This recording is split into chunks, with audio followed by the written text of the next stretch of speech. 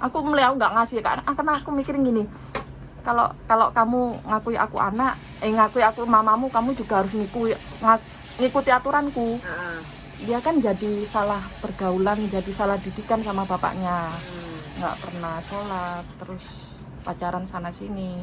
Lah aku namanya namanya orang tua kan, aku lihat anak kan nggak tega cewek.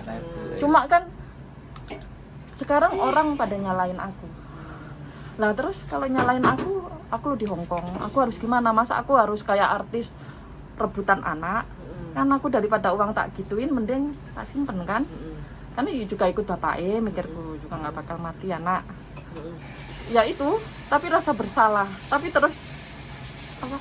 Numpuk-numpuk. Iya, pasti bersalah.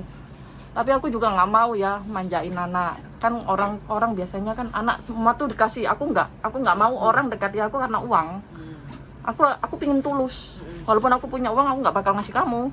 Kamu harus jadi anak, bener-bener sayang sama aku, baru aku mikirin kamu. Pikirku kan ngono je. Sekarang aku bikin rumah, aku bilang sama orang tuaku, jangan sampai anakku ntar kalau nikah ikut aku. Aku nggak mau satu rumah ada 2 keluarga. Dia nikah ya ikut sama suaminya. Iya, aku berjuang kok dari kecil kok.